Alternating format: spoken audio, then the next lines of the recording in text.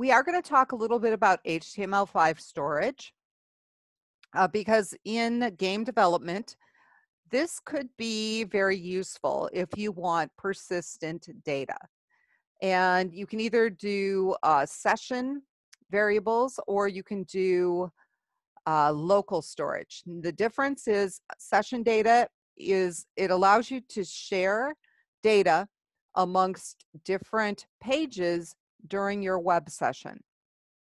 Local storage actually stores the data on the user's computer. So it's kind of like cookies, but it's better than cookies because people block cookies and they do not block local data storage. Okay, so even when the user exits the browser, that data stays there. And it's pretty easy to use. So HTML5 allows up to 5 megabytes of storage per protocol and domain. So basically, you guys, if you're uploading to lisaballback.com, that is your domain. So you will have 5 megabytes of storage in that domain that you can utilize on the user's computer to score things like their, to store their score. Like if you have multiple levels in a game, you can store the level they're on, their current score, all of that stuff you can store in local storage. Local storage values are created in name value pairs. And the way that you would set this up is you'd say local storage, spelled just like this, dot, and then whatever you want to use for the name equals, and whatever it is that you are going to store. So I've got a couple examples. So it's pretty easy, and if you're using JavaScript or something like that, you could actually have a variable here as well. And then to retrieve the data, it's just local storage dot, and then whatever you had for the name or the key. And you can see here I've got local storage dot hobby, and I'm updating the HTML with that. So it's actually pretty easy to use, easy to add, easy to retrieve. And if you wanted to remove it, it's just local storage dot remove item. And then in parentheses, it's whatever the key or the name. Okay, so here is a little example. So if we click on this, and then I exit out. Let me get rid of some of these. And then I go back in.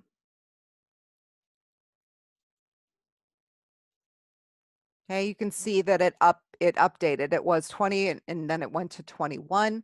If I exit out of this browser session and I come back to this page, it still persists. Okay, the value is still there because we're using local storage. Session storage. So session storage is kind of a nifty way to share data amongst pages within a domain. So if you've got a multi-page site and you want to share data that the user has entered, you can do that using session storage. Just keep in mind, if the user exits out of the browser, local or session storage gets, erased. So the way you set it up is very similar to local. It's just session storage dot whatever your name or key is equal to value. To retrieve it, it's just like a local storage, but you're saying session storage instead. And to remove it, it is also very similar to local storage. Couple key points to remember. The name value pairs are always stored in strings. If you retrieve a number from local storage, it will be a string. And if you wanted to do any kind of arithmetic on that, you have to convert it to a number using parse int, parse float, or a different math function. You can check to see if a value exists, by placing it inside an if statement. Okay, so if local storage.hobby, if that's true, then I update my page. Okay, if it's not true, then instead of displaying the hobby, I tell them, save your information if you want to retrieve it, or enter your information, whatever kind of message you want to give them.